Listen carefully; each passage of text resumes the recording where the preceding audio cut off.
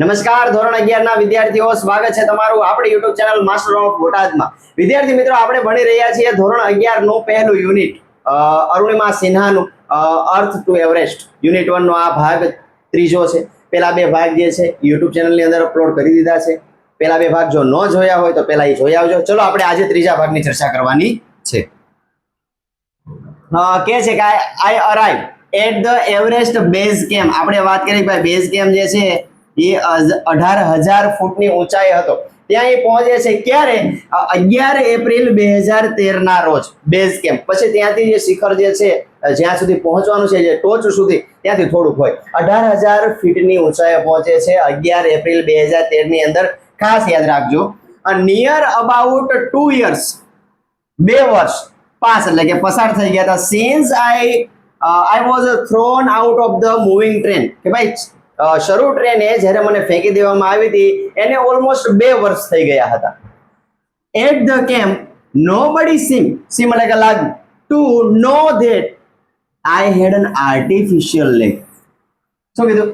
કે ભાઈ કેમ્પમાં નોબડી સીમ ટુ, કોઈને એવું જાણવા મળ્યું નહોતું કે મારી પાસે કેવો પગ છે, આર્ટિફિશિયલ લેગ. કોઈને જાણ નહોતી કે મારી પાસે આર્ટિફિશિયલ લેગ છે, નકલી પગ છે. વન ડે ક્યારે જાણવા મળ્યું તો કે છે કે વન ડે એક દિવસ વાઇલ રિટર્નિંગ, જ્યારે હું પાછી ફરી રહી હતી, માય લેફ્ટ લેગ, મારો ડાબો પગ, ગોટ વેટ એટલે કે ભીંજાઈ ગયો. પરસેવાથી કે પાણીથી, બરફના કારણે જે ભીંજાઈ જાય, જે ભીનો થઈ જાય, એના કારણે વિથ સ્નો જોઈ કીધું, બરફના કારણે. Because I had slip a couple of time, 2-3 વખત એ સ્લીપ થઈ. કેમ? કારણ કે પગ જે છે આર્ટિફિશિયલ લેગ જે છે એ ભીનો થઈ ગયો, તો એના કારણે એ 2-3 વાર સ્લીપ થાય છે on the slippery surface. Slippery surface એટલે કેવું? તો કે જે જગ્યાએ સ્લીપ થઈ જાય એવું એવી જગ્યા હોય ને કહેવાય સ્લીપરી સરફેસ. કે જે જગ્યાએ સ્લીપ થઈ જવાય, જ્યાં પગ આપણે સરખો ન મૂકી શકીએ. કેના કારણે? તો કે છે કે ભાઈ બરફના કારણે મારો પગ જે છે એ ભીંજાઈ ગયો હતો, પાણીવાળો થઈ ગયો હતો. એના કારણે જે સ્લીપરી સરફેસ હતું ત્યાં હું 2 થી 3 વાર સ્લીપ થઈ ગઈ. નેક્સ્ટ મોર્નિંગ, બીજી સવારે, આઈ લેફ્ટ એટલે કાઢો આર્ટિફિશિયલ લેગ, જે નકલી પગ હતો, out in the sun to dry. Sun to dry એટલે કે સુકવવા માટે બહાર કાઢો. ડ્રાય એટલે સુકવવું, સન એટલે કે સૂર્યપ્રકાશ. પછી બીજા દિવસે અરુણિમા સિન્હાએ શું કર્યું? કારણ કે આગલા દિવસે 2-3 વાર સ્લીપ થઈ, કારણ કે પગ જે છે એ બરફના કારણે ભીંજાઈ ગયો હતો, પાણીવાળો થઈ ગયો હતો. એના કારણે બીજા દિવસે જે છે એ પગ જે છે એ સુકાવવા માટે બહાર કાઢે છે સૂર્યપ્રકાશમાં. તમને ખબર જ છે. એટ ધેટ ટાઈમ, એ સમયે સમ ફોરેનર્સ એટલે કે બહારના વિદેશી વ્યક્તિઓ, વિદેશી યાત્રી, વિદેશી જે પ્રવાસ કરવા વાળા હોય, માઉન્ટેનિયર હોય, એને નોટિસ કર્યું. શું નોટિસ કર્યું? રિયલાઇઝ, એને આભાસ થયો. ધેટ એટલે કે આઈ હેડ ઓનલી 1 લેગ. આની પાસે તો એક જ પગ છે. પછી બધાને ખબર પડી. વિચાર કરો, અત્યાર સુધી કોઈને ખબર નહોતી એમના કે બેઝ કેમ્પ ઉપર કે આ છોકરી એ છે, આ જે સ્ત્રી છે એની પાસે નકલી પગ છે. પણ જ્યારે 2-3 વાર જે છે એ લપસે છે, સ્લીપ થાય છે સ્લીપરી સરફેસ ઉપર, પછી બીજા દિવસે પોતાનો પગ કાઢી અને તડકામાં સુકવવા મૂકે છે, પછી ખબર પડી કે ઓહો, આની પાસે તો એક જ પગ છે, એક પગ તો નકલી છે. પછી બધાને ખબર પડી, રિયલાઇઝ, આભાસ થયો કે એની પાસે નકલી પગ છે એમ. After that my TRP, television rating point, ટૂંકમાં એને ટીઆરપી કહેવામાં આવે છે. સોર એટલે થાય વધી જવું. પછી એની ટીઆરપી જે છે એ વધી જાય છે. ટીઆરપી વધી જાય એટલે કે ટેલિવિઝન રેટિંગ પોઈન્ટ, એટલે કે એની જે ચર્ચા જે છે એ બધે થવા લાગે છે.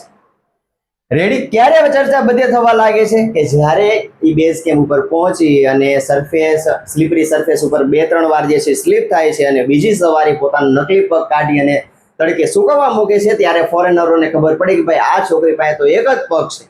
અને ત્યારબાદ એની ટીઆરપી જે છે એ વધે છે. રેડી? ચલો આગળ જોઈએ. પછી ખબર પડી, વિચાર તો કરો કે આ એવી જ સ્ત્રી છે કે જેની પાસે નકલી પગ છે અને અહીંયા સુધી પહોંચી ગઈ 18,000 ફીટની ઊંચાઈ બેઝ કેમ્પે. આપણે આગળ જોયું હતું ભાઈ, ઘણા જે છે એ બેઝ કેમ્પે અત્યારે રિટાયર્ડ થઈ ગયા હતા. આગળના ભાગની અંદર આપણે જોયું હતું. ચલો આગળ જોઈએ. In my final expedition, final એટલે કે છેલ્લું, એક્સપેડિશન એટલે કે પ્રવાસ, ટુ સાગરમાથા. આ સાગરમાથા જે છે એ લોકલ નામ છે. જો કીધું head of the sea, the local name of the peak of Everest. Everest પીકની જે ચોટી જે છે પર્વતની, એનું લોકલ નામ છે, શું નામ છે? સાગરમાથા. સાગરમાથા કેમ કહેવામાં આવે છે કે પેલા જે તે સમયે ત્યાં જે છે એ સમુદ્ર હતો, અને સમુદ્ર હતો અને પછી જમીન જે છે એ ભેગી થાય છે, અને સમુદ્ર જે છે એ એક પર્વતનું રૂપ ધારણ કરે છે, નાખી હિમાલયની પર્વતમાળા બને છે. એની પાછળનું એવું રીઝન છે. એટલે અહીંયા પેલા લોકલ નામ શું હતું, એટલે અહીં કીધું છે સાગરમાથા, કારણ કે જે તે સમયે ત્યાં સમુદ્ર હતો, પણ જમીન ભેગી થાય છે અને પછી કુદરતી રીતે ત્યાં જમીન ભેગી થાય એટલે કે સમુદ્ર જે છે એ પર્વતનું રૂપ ધારણ કરે છે, નાખી હિમાલયની પર્વતમાળા બને છે. એટલા માટે અહીંયા સાગરમાથા નામ છે, એ ત્યાંનું લોકલ નામ હતું. હવે અહીંયા બીજું નામ આવ્યું નિમાકાંચા. એક નેપાળી વ્યક્તિ છે, નિમાકાંચા વોઝ માય માઉન્ટેન ગાઈડ હતો.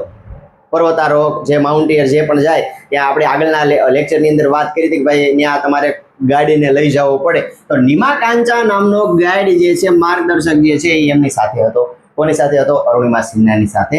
He was nice and helpful. બહુ સારો, બહુ મદદગાર નેપાળીઝ મેન. જો કીધું ને, એ નેપાળનો વ્યક્તિ બહુ મદદગાર, બહુ સારો વ્યક્તિ હતો કે જે અરુણિમા સિન્હાની મદદ કરતો હતો. હુ યુઝ ટુ સ્કોલ્ડ એટલે ખીજાવ, મી એટ ધ ટાઈમ્સ, ઘણી વખત મને ખીજાતો, વેન જ્યારે હું અપસેટ થઈ જાઉં, જ્યારે હું નિરાશ થઈ જાઉં, જ્યારે હું હિંમત હારી જાઉં, ત્યારે મને હંમેશા ખીજાતો, મને મદદ કરતો. The last track to the peak. હવે લાસ્ટ ટ્રેક, છેલ્લો ટ્રેક એટલે રસ્તો હતો, પીક ચોટીએ જવાનો, પર્વતની ચોટી પર પહોંચવાનો, માઉન્ટ એવરેસ્ટ સુધી પહોંચવાનો. હવે આ છેલ્લો પડાવ હતો. ઓફ ધ એવરેસ્ટ બિગન, હવે શરૂ થવાનો હતો. It was a very dangerous. પણ હવે જે આ છેલ્લો રસ્તો જે છે બેઝ કેમ્પથી પર્વતની ચોટી પર જવાનો, એ કેવો છે? બહુ ડેન્જરસ, બહુ ખતરનાક, બહુ ભયજનક. કારણ કે કીધું ને, આગળ તો બેઝ કેમ્પ ઉપર તો ઘણા બધા છે, પણ ત્યાંથી આગળ જવું બહુ ખતરનાક છે. જો નેરો પાથ, સાંકડો રસ્તો, હાવ સાંકડો રસ્તો, એક જ જણ ચડી શકે એવા, બહુ પહોળો રસ્તો નહીં. આપણે કેમ સાંકડો રસ્તો હોય તો એક ગાડી જઈ શકે, સામેથી બે ગાડી આમ એકારે નીકળવું હોય, સામેથી આવતી તો ન નીકળી શકે. સાંકડો રસ્તો તો એવરેસ્ટ પર જવાનો. આઈ સ્લીપ, ત્યાં સ્લીપ થાય છે એન્ડ ફેલ વન્સ, એકવાર તો પડી જાય છે અરુણિમા સિન્હા. એ પર્વતની ચોટી ઉપર, એ 18,000 ફીટની ઊંચાઈ ઉપર સ્લીપ થવું અને પડવું ને એવો ઝટકો લાગવો, હારાના તો આમ હૃદય બેહી જાય. ત્યાંથી આમ ખાલી આમ નીચે તમે જોવો ને, ત્યાં તો તમે બેભાન થઈ જાવ. એવી હિંમત વાળી સ્ત્રી અરુણિમા સિન્હા કહેવાય કે અહીંયાથી એકવાર સ્લીપ થાય છે once. Even my oxygen was running out. એનો ઓક્સિજન પણ ખતમ થઈ રહ્યો હતો, ખાલી થવા આવ્યો હતો. વિચાર કરો, હજુ તો ઉપર ચડવાનું છે, નીચે આવવાની તો વાત જ નથી. ઉપર ચડવામાં જ એનો ઓક્સિજન ખાલી થઈ રહ્યો હતો. આઈ વોઝ સ્ટ્રગલિંગ, સ્ટ્રગલિંગ એટલે કે સંઘર્ષ કરી રહી હતી. વિથ માય પેનિંગ લેગ, જે એનો દુખતો પગ હતો, ડાબો પગ. કારણ કે આર્ટિફિશિયલ લેગ પહેરી લીધો એટલે એનો મતલબ એવો નથી કોઈ વસ્તુ ન થાય. આપણે જેમ હાજા પગ હોય છે એવી રીતના કંઈક વસ્તુ ન થાય એવું ન બને. આર્ટિફિશિયલ લેગ જે છે એ પ્લાસ્ટિકનો પગ હોય, તમે અહીંયા તમારા બીજા પગ સાથે જોઈન્ટ કર્યો હોય. હવે એ પ્લાસ્ટિક જે છે એ આર્ટિફિશિયલ પગ જે છે તમારા પગ હારે ઘસાય, ત્યાં દુખાવો આવે, ત્યાં લોહી નીકળે, એટલે એનો પગ જે છે એ પેઇન એટલે કે દુખતો હતો. કારણ કે ત્યાં સુધી પહોંચવા માટે અહીં પગમાં કેટલો સહારો હોય ને, આર્ટિફિશિયલ લેગ જે છે આમ એકબીજા સાથે આમ જે છે એ શું કહેવાય, આપણે ઘર્ષણ કરે. કારણ કે જેમ જેમ હાલે એમ ઘસાય ને, પગ જે છે આર્ટિફિશિયલ લેગ જે છે, આપણો જે પગ જે છે એની હારે ઘસાય, એની સાથે અથડાય, ત્યાં વાગે આપણને, ત્યાં દુખે. એ દુખતા પગ સાથે અને સ્ટ્રગલિંગ એટલે કે સંઘર્ષ કરી રહી હતી. કોણ? અરુણિમા સિન્હા. માય શેરપા સેડ, મારા શેરપાએ કીધું કે આઈ મસ્ટ ક્વિટ. જો મારા શેરપાએ કીધું ભાઈ આઈ મસ્ટ ક્વિટ, મારે છોડી દેવું જોઈએ, મારે છોડી દેવું જોઈએ. But knew that there was no going back. પણ શું કહે છે? આઈ ન્યૂ ધેટ, પણ હું જાણતી હતી કે હવે પાછા ફરવાનો કોઈ રસ્તો છે, પાછા ફરવાનો કોઈ ઉપાય છે નહીં મારી પાસે. મારે હવે માત્ર આગળ જ વધવાનું છે. હવે એવી સિચ્યુએશનમાં 18,000 ફીટની ઊંચાઈએ કોઈ આપણને એમ કે ભાઈ હવે તારે છોડી દેવું જોઈએ, અને આપણે એમ કે આપણી હિંમત હારી જાય, કે હા મૂકી દો, હાલો મને નહીં થાય. આપણે પ્રશ્નનો જવાબ વાંચતા હોય, આપણે કોઈ વિષયની તૈયારી કરતા હોય ને આપણાથી ન થતી હોય તો આપણને જોઈ દે ભાઈ મૂકીને પડતું. ભાઈ એકવાર તમારા મનમાં જો નેગેટિવિટી ભરાઈ ગઈ કે ભાઈ હા હવે મારાથી નહીં થાય, એટલે ન્યા જ વાત પૂરી થઈ જાય, પેલી વાત હતી. પણ આયા જો એને કેટલો જુસ્સો બતાવ્યો, એને એમ કીધું ભાઈ આઈ ન્યુ ધેર, હું જાણું છું કે there was no going back, પાછા ફરવાનો કોઈ રસ્તો છે નહીં. શેરપાએ કીધું ભાઈ તું છોડી દે, તારો પગ દુખતો હોય, તારી પાસે ઓક્સિજન ખતમ થઈ રહ્યો છે, તું નહીં પહોંચી શકે, તું છોડી દે આઈને. પણ કીધું મારી પાસે પાછા ફરવાનો કોઈ રસ્તો છે નહીં, કોઈ ઉપાય નથી, મારે પાછા ફરવાનું જ નથી, જો હિંમત હું હારી જઈશ નહીં. પુશ, જો કીધું પુશ ફોરવર્ડ, ધો માય શેરપા કેપ્ટ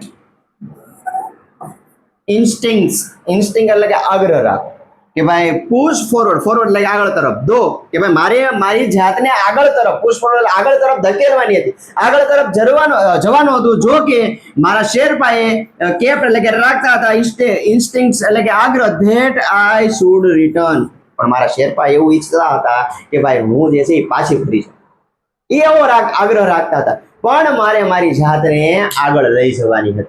કોઈ તમને એમ કે ભાઈ તારાથી આ નો થાય, તારાથી આ નો થાય, એને કહી દેવાનું કે ભાઈ તારાથી નો થાય, પણ હું તો તને કરીને બતાવીશ. એવી જ્યારે તમારામાં વૃત્તિ જાગે ત્યારે તમે કંઈક કરી શકો. તો અહીંયા જોઈને શેરપાએ કીધું કે ભાઈ તારે રિટર્ન, તારે પાછું ફરી જવું જોઈએ, એને એવો જ આગ્રહ રાખતા હતા. પણ એને શું કીધું? પુશ ફોરવર્ડ, મારે મારી જાતને આગળ લઈ જવાની છે, હું જઈશ, હું ત્યાં પહોંચીશ અને ભારત દેશનો ત્યાં ઝંડો લહેરાવીશ.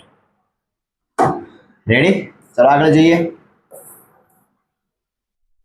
શું કહે છે? I have enough oxygen to reach the summit. Summit એટલે કે પર્વતની ચોટી. એવરેસ્ટ સુધી પહોંચવા માટે ઇનફ, પૂરતો ઓક્સિજન હતો, ત્યાં સુધી પહોંચવા માટે પૂરતો ઓક્સિજન હતો. એન્ડ હોઇસ્ટ ધ કન્ટ્રીઝ ફ્લેગ, અને હું ત્યાં ભારતનો ઝંડો જે છે એ ફરકાવીશ. ભારતનો ઝંડો ત્યાં હું ફરકાવીશ અને મારા માટે ત્યાં સુધી પહોંચવા માટે પૂરતો ઓક્સિજન હતો. જો આ ત્યાં સુધી પહોંચવા માટે, ત્યાં સુધી પહોંચવા માટે પૂરતો ઓક્સિજન હતો. તો વળતાનું શું? પણ કહેવાય છે ને કે હિંમતે. રેડી? ચલો આગળ જોઈએ આપણે.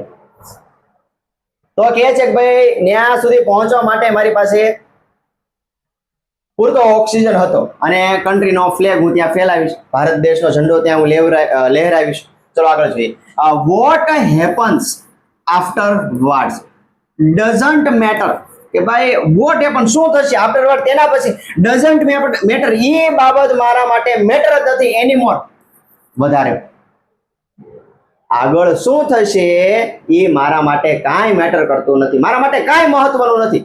મારા માટે ત્યાં પહોંચવા સુધીનું ઓક્સિજન છે તો હું ત્યાં પહોંચીને રહીશ, પછી આગળ વળતા શું થશે એની મને કાંઈ ચિંતા નથી, એની મને કાંઈ પરવા છે નહીં. આઈ ટોલ્ડ નીમા કાંચા ફર્મલી, ફર્મલી એટલે અડગતાથી, મેં નીમા કાંચાને અડગતાથી કીધું, રિમેમ્બર, યાદ રાખ, none of can defeat, defeat એટલે કે હરાવું, તમને કોઈ નથી હરાવી શકતા.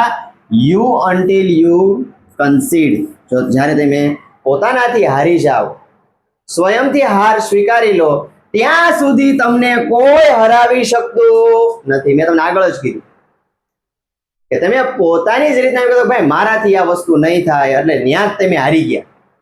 બીજું કોઈ વ્યક્તિ તમને હરાવી શકે નહીં. અહીંયા એ જ કહે છે, જો નીમા કાંચાને કીધું ભાઈ તમને કોઈ નથી હરાવી શકતું, તમને કોઈ નો પરાજય કરી શકે જ્યાં સુધી તમે પોતાની જાતને હાર સ્વીકારી ના લો, પોતાની જાતથી હારી ન જાઓ ત્યાં સુધી તમને કોઈ ન હરાવી શકે. યસ, ઓકેઝનલી, ઓકેઝનલી નો મતલબ થાય પ્રસંગોપાત.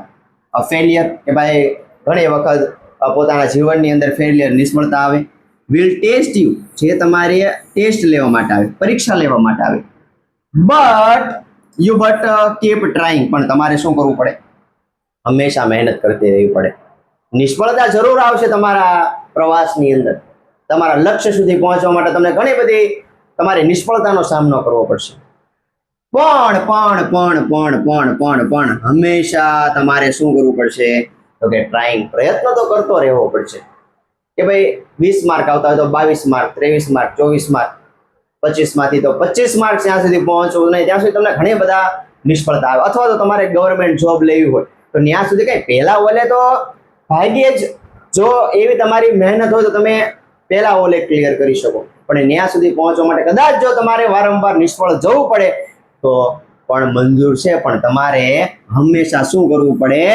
પ્રયત્ન કરતા રહેવા પડે. પછી એકવાર નપાસ થયા ને હવે મારાથી નહીં થાય, 2 વાર નપાસ થયા, 3 વાર નપાસ, 5 વાર, 7 વાર, 10 વાર કદાચ ભલે તમે નપાસ થાવ, પણ જો તમે હંમેશા પ્રયત્ન કરતા રહેશો તો એક સમય તો એવો આવશે તે જ્યારે તમે સફળતા પામશો.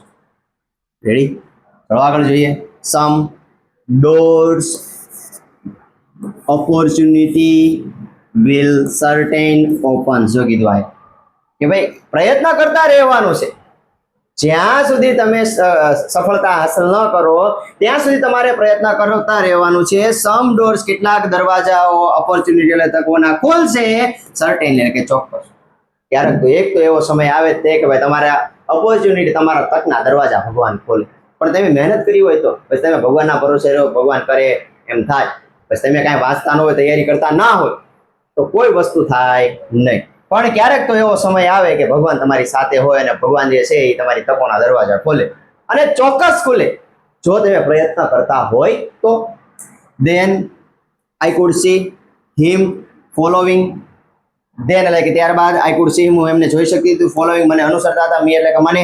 Even as I continue to drag. જો drag એટલે કે રચી જાઉં myself એટલે કે પોતાની જાતને the top એટલે કે જે શિખર સુધી, ટોચ સુધી, કે ભાઈ જેના અહીં કુડસી હું જોઈ શકતી ભાઈ એ મારી પાછળ મને અનુસરતા આવતા હતા અને મેં કન્ટિન્યુ એટલે કે સતત શરૂ રાખ્યું ડ્રેગ એટલે કે ઢસડાવાનું માયસેલ્ફ પોતાની ઢસડાતા માઉન્ટ એવરેસ્ટ સુધી પહોંચે છે અરુણિમા સિન્હા. ઢસડાતા મારે એ લોકોને જવાબ આપવાનો છે જે મને કહેતા હતા કે આની પાસે ટિકિટ લેવાના પૈસા નહોતા, આને આત્મહત્યા કરી છે એટલા માટે ટ્રેનમાંથી બહાર ફેંકાઈ ગઈ છે. મારે એવા લોકોને જવાબ આપવાનો છે તો હું ગમે એમ કરીને ત્યાં સુધી પહોંચીશ. એટલા માટે આવ્યું છું. જો ડ્રેગ એટલે કે ઢસડાય હું ટોપ સુધી ઢસડાઈને પહોંચીશ. ધ ડ્રેગ જો ઢસડાવું, પાછું ઘડીક ચાલવું, વોક, પાછું ઢસડાઈને ચાલવું. Continue till the finally happen એટલે કે જ્યાં સુધી હું પર્વતની ટોચ ઉપર નહીં પહોંચી જાઉં ત્યાં સુધી જો મારે ઢસડાતા ચાલવું પડે તો ઢસડાતા ત્યાં ચાલીશ. અને મારાથી જો ચાલી એકાય હશે તો હું ચાલીને ત્યાં જઈશ. પણ હું પર્વતની ચોટી ઉપર, પર્વતના શિખર ઉપર હું ભારતનો ઝંડો જે છે એ લહેરાવીને જ રહીશ. આવી તમારામાં વૃત્તિ હોય તો તમે કંઈક હાંસલ કરી શકો. અરુણિમા સિન્હાની આપણે મિસાલ કહેવાય આપણા માટે એક જુસ્સાની. એ આર્ટિફિશિયલ લેગ હોવા છતાં ઘસડાઈને ચાલે છે, તેમ છતાંય હાર નથી માનતી. ચલો આગળ જોઈએ શું કહે છે. The top is a small 20 by 20 ice table. કે ભાઈ જે ઉપરનું જે શિખર હતું એ 20 by 20 નું શિખર હતું. જેમ કે હું આમ કહું આવી રીતના આમ હોય તો આવી રીતના, એટલે આ જે છે 20 by 20 ની જગ્યા કહેવાય. પછી આમ કાંઈ પર્વતની ચોટી ન હોય, અહીંયા સમજાણું, અહીંયા જે છે આવી રીતના 20 by 20 ની અહીંયા જગ્યા હોય કે ઉપર જે પર્વતની ટોચ હતી, જે શિખર હતું એ 20 by 20 ની જગ્યા હતી. આઈ સો સેવરલ ફ્લેગ્સ, સેવરલ એટલે કે ઘણા બધા, ફ્લેગ્સ એટલે કે ઝંડાઓ ઓફ વેરિયસ કન્ટ્રીઝ. ત્યાં મેં જુદી ઘણી બધી કન્ટ્રીઓના ઝંડા જોયા, કારણ કે ઘણા બધા લોકોએ ત્યાં જવાનો પ્રયત્ન કર્યો છે અને ઘણા બધા ત્યાંથી પાછા પણ નથી આવ્યા.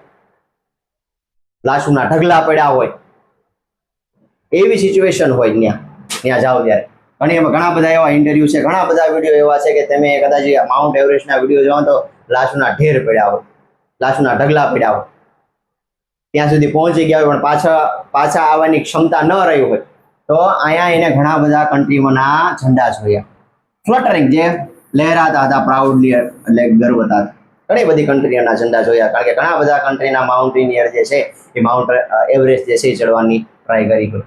આઈ હેડ લીવ ધીસ મોમેન્ટ. લીવ એટલે કે જીવી, મોમેન્ટ એટલે કે આ ક્ષણ. મેં આ ક્ષણને જીવી કેટલી વાર? So many times in my mind. મારા માઇન્ડની અંદર ઘણી બધી વખત, સો મેની ટાઈમ્સ, ઘણી બધી વખત મેં આ જે ઘટના હતી, જે ઘણી બધી કન્ટ્રીઓના ઝંડા લહેરાતા હતા અને હું પર્વતની ટોચ ઉપર પહોંચી ગયો અને હું ભારતનો ઝંડો જે છે અહીંયા ફરકાવીશ, અહીંયા લહેરાવીશ, એ જે ઘટના હતી એને મેં ઘણી વખત જીવી. So many time. That I did not have to be told that. હવે મારે કહેવાની જરૂર નથી. Finally I had arrived. હું અહીંયા પહોંચી ગઈ છું, એ હવે મારે કોઈને કહેવાની જરૂર નથી. એટ 10:55 AM ઓન 21 મે 2013 10:55 થઈ હતી.